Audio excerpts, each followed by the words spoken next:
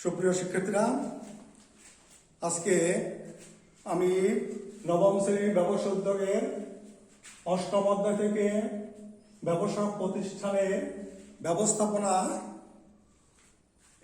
এইটা নিয়ে আলোচনা করব। গত ক্লাসে আমি ব্যবসা প্রতিষ্ঠানের ব্যবস্থাপনা কাকে বলে, এর বৈশিষ্ট্য, এর কার্যাবলী এইসব নিয়ে আলোচনা করেছি। আজকে আমি আলোচনা করব নেতৃত্ব ধারণা, এর প্রকারভেদ, এইগুলো নিয়ে আমি আজকে আলোচনা করব। এখন আমি দেখি নেতৃত্ব কাকে বলে। নেতৃত্ব হচ্ছে ব্যবসায়ের ক্ষেত্রে নেতৃত্ব বলতে উদ্দেশ্য অর্জনকে সামনে রেখে কাজ সম্পাদনে কর্মীদেরকে উৎসাহিত করার গুণ ও কৌশলকে বোঝায়। ব্যবসার ক্ষেত্রে নেতৃত্ব বলতে কি বোঝায়? ব্যবসার ক্ষেত্রে নেতৃত্ব বলতে উদ্দেশ্য অর্জনকে সামনে রেখে কাজ সম্পাদনে কর্মীদের উৎসাহিত করার গুণ ও কৌশলকে নেতৃত্ব বলতে বোঝায়। এখন আমরা দেখি এই নেতৃত্ব কাকে বলে বুঝলাম। এবার সে নেতৃত্বের প্রকারভেদ দেখি। এই নেতৃত্ব কয়েক প্রকার আছে। যেমন আছে গণতান্ত্রিক নেতৃত্ব, আছে স্বৈরতান্ত্রিক নেতৃত্ব, আছে মুক্ত নেতৃত্ব, আছে আমলাতান্ত্রিক নেতৃত্ব। আমরা এই চার প্রকার নেতৃত্বকে দেখতে পাই। আমরা এই নেতৃত্বকে চার রকম দেখতে পাই। যেমন প্রথম আছে গণতান্ত্রিক নেতৃত্ব। এক, গণতান্ত্রিক নেতৃত্ব। এই গণতান্ত্রিক নেতৃত্ব কি? গণতান্ত্রিক নেতৃত্বের বৈশিষ্ট্য কি? গণতান্ত্রিক নেতৃত্বের বৈশিষ্ট্য হচ্ছে নেতা অধস্তনদের তার নিচের কর্মীদের সাথে আলোচনা করবেন। তিনি নিচে নিম্ন শ্রেণীতে কর্মচারী তাদের সাথে আলোচনা করবেন, তাদের সাথে পরামর্শ গ্রহণ করবেন, কর্মীদের নিকট থেকে তথ্য সংগ্রহ করবেন, কর্মীদের প্রশ্ন করার সুযোগ দেবেন। যদি কর্মীদের কোনো জানার দরকার থাকে সেটা করারও সুযোগ দেবেন। এইটা হচ্ছে গিয়ে গণতান্ত্রিক নেতৃত্ব, তার বৈশিষ্ট্য এটা। এরপর আমরা দেখি স্বৈরতান্ত্রিক নেতৃত্ব। এরপর আমরা দেখতে পাই স্বৈরতান্ত্রিক নেতৃত্ব। স্বৈরতান্ত্রিক নেতৃত্ব কি? স্বৈরতান্ত্রিক নেতৃত্ব কর্মীরা প্রশ্ন করলে তার জবাব দেবেন না ঊর্ধ্বতন কর্মকর্তা। কর্মীদের জবাবদিহিতা আশা করেন তিনি, যে কর্মীদের জবাবদিহিতা করতে হবে। কর্মীদের নিকট থেকে জবাবদিহি করেন। কর্মীরা তারপরে কি, যে নেতা স্বৈরতান্ত্রিক নেতা শুধু আদেশ করেন, জবাবদিহি করবেন না। কর্মীরা প্রশ্ন করলে তারা জবাব দেবেন এমন আশা কর্মীরা করেন না। নেতা শুধু আদেশ করেন, জবাবদিহি করেন না। স্বৈরতান্ত্রিক নেতৃত্বে সম্পূর্ণভাবে নিজের ক্ষমতা ও সামর্থ্যের উপর তিনি নির্ভর করেন। তারপর কি, কর্মীদের সামর্থ্যের উপর তিনি আস্থা রাখেন না। কর্মীদের মতামত ও পরামর্শ তিনি গ্রহণ করেন না। স্বৈরতান্ত্রিক নেতৃত্বে কর্মীদের প্রতি নেতিবাচক মনোভাব তিনি পোষণ করেন। তারপরে কি, কর্মীদের সবসময় চাপের মুখে রাখেন।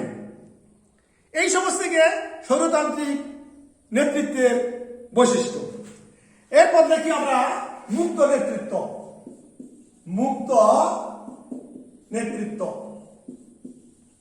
মুক্ত নেতৃত্বটা কি? মুক্ত নেতৃত্বের বৈশিষ্ট্য কি? মুক্ত নেতৃত্বে নেতা কর্মীদের উপর দায়িত্ব দিয়ে নিশ্চিন্ত থাকেন। মুক্ত নেতৃত্বে নেতা কর্মীদের উপর দায়িত্ব দিয়ে তিনি নিশ্চিন্ত থাকেন। নিজে কাজ করতে পছন্দ করেন না। এই নেতা নিজে কাজ করতে পছন্দ করেন না এবং তিনি আগ্রহী নন। কর্মীদের উপর সুনির্দিষ্ট আদেশ দেন না। তারপর কি করেন তিনি? কর্মীদের জবাবদিহিতা আদায় করেন না। কর্মীদের নিজেদের ইচ্ছা মতো কাজ করতে থাকে। মুক্ত নেতৃত্বের বেলায় সেখানে কর্মীরা তারা কি করে নিজেদের ইচ্ছে মতো কাজ করে থাকে। সিদ্ধান্ত গ্রহণে কিন্তু এই ক্ষেত্রে সময় বেশি লাগে এবং প্রতিষ্ঠানের সাফল্য নির্ভর করে ভালো আন্তঃব্যক্তিক সম্পর্ক, দলীয় কাজের উপর। এটা হচ্ছে মুক্ত নেতৃত্বের বৈশিষ্ট্য। এবার আসি আমরা আমলাতান্ত্রিক নেতৃত্ব। সর্বশেষ যেটা আমলাতান্ত্রিক নেতৃত্ব। আমলাতান্ত্রিক নেতৃত্ব কি? আমলাতান্ত্রিক নেতৃত্বের বৈশিষ্ট্য হচ্ছে নেতা কর্মীদের আদেশ দিয়ে কাজ আদায় করে নেন। নেতা কর্মীদের আদেশ দেবেন এবং তিনি সে কাজ আদায় করে নেবেন। তারপরে কর্মীরা নেতার চেয়ে আদর্শকে বড় করে দেখেন এবং পালন করতে বাধ্য হন। এরপর আছে কি? সর্বদা নিয়মমাফিক দায়িত্ব পালন করতে হয়। প্রত্যেক কর্মচারীর তাদের কি করতে হয়? সর্বদা নিয়মমাফিক দায়িত্ব পালন করতে হয়। আর কি? নেতার আদেশ এবং ব্যক্তিগত সম্পর্কের চেয়ে শৃঙ্খলা বেশি গুরুত্বপূর্ণ এই আমলাতান্ত্রিক নেতৃত্বের ক্ষেত্রে। তো আমরা নেতৃত্ব কাকে বলে বুঝলাম যে ব্যবসার ক্ষেত্রে, আমাদের ব্যবসা প্রতিষ্ঠানের ক্ষেত্রে নেতৃত্ব বলতে উদ্দেশ্য অর্জনকে সামনে রেখে কাজ সম্পাদনে কর্মীদের উৎসাহিত করা গুণ ও কৌশলকে বোঝায়। নেতৃত্ব গেল। নেতৃত্বের প্রকারভেদ আমরা আলোচনা করলাম। নেতৃত্ব 4 প্রকার: গণতান্ত্রিক, স্বৈরতান্ত্রিক, মুক্ত নেতৃত্ব এবং আমলাতান্ত্রিক নেতৃত্ব। এই 4 ধরনের নেতৃত্ব এবং 4 ধরনের নেতৃত্বের বৈশিষ্ট্য আমি আলোচনা করলাম। এখন এই যে নেতৃত্ব তিনি দেবেন তাকে বলা হয় কি? নেতা। যিনি নেতৃত্ব দেন কোন কাজে তাকে বলা হচ্ছে কি? নেতা। এই নেতার কাজ হচ্ছে কি? আমরা একটু এবার নেতা কাকে বলে, একজন আদর্শ নেতার গুণাবলী নিয়ে একটু আলোচনা করি। যে যিনি নেতৃত্ব দেন তাকে বলা হচ্ছে কি? নেতা। নেতার কাজ হচ্ছে উদ্দেশ্যকে বাস্তবায়িত করার জন্য প্রতিষ্ঠানের কর্মীদের উৎসাহিত ও পরিচালনা করা। নেতার কাজ হচ্ছে থেকে তার উদ্দেশ্য হচ্ছে প্রতিষ্ঠানের কর্মীদের উৎসাহিত ও পরিচালনা করা। কেমন? তার যে উদ্দেশ্য নিয়ে সে কাজ সম্পাদন করতে বসছে সেইটাকে সেই প্রতিষ্ঠানের সেই কর্মীদের সেই কাজে উৎসাহিত এবং পরিচালনা করা এসে নেতার কাজ। এখন আমরা দেখি একজন আদর্শ নেতার গুণাবলী কি। একজন আদর্শ নেতার গুণাবলী হচ্ছে একজন আদর্শ নেতার দৈহিক সামর্থ্য ও সুস্থ থাকতে হবে।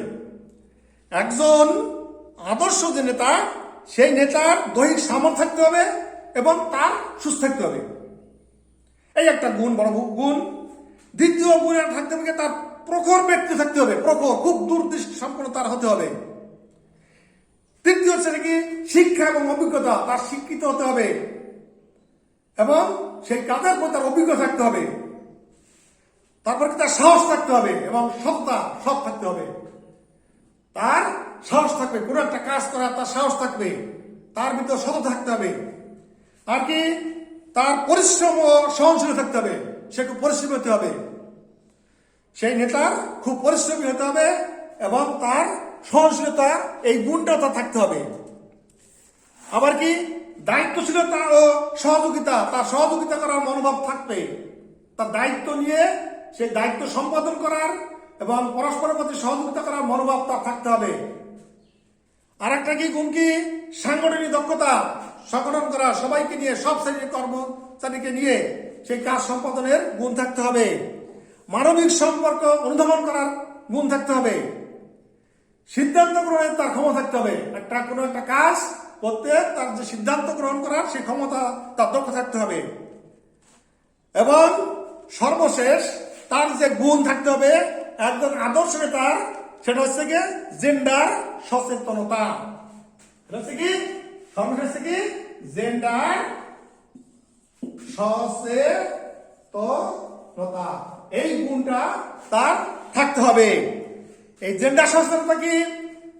একজন নেতা তিনি নারী বা পুরুষ যেই হন না কেন, তাকে অবশ্যই তার সহকর্মী নারী পুরুষের প্রতি শ্রদ্ধাশীল হতে হবে, সহানুভূতিশীল হতে হবে। একজন নেতা তিনি নারী হতে পারেন, তিনি পুরুষ হতে পারেন, তিনি যাই হোক না কেন, তাকে অবশ্যই তার সহকর্মী নারী পুরুষের প্রতি শ্রদ্ধাশীল এবং সহানুভূতিশীল হতে হবে। তাকে অবশ্যই পক্ষপাতহীন হতে হবে, কারো প্রতি কোনো পক্ষপাত থাকবে না।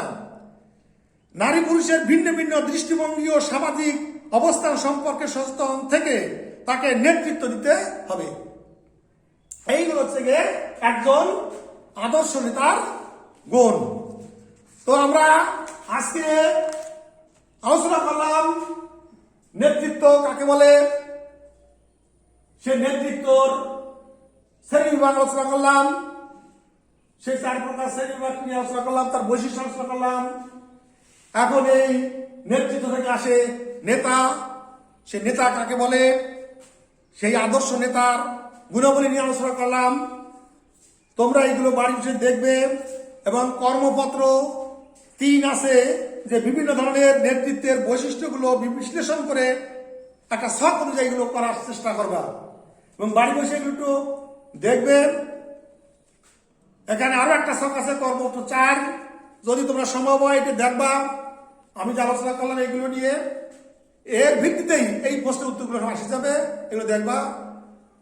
সবাই ভালো থাকো, সবাইকে ধন্যবাদ।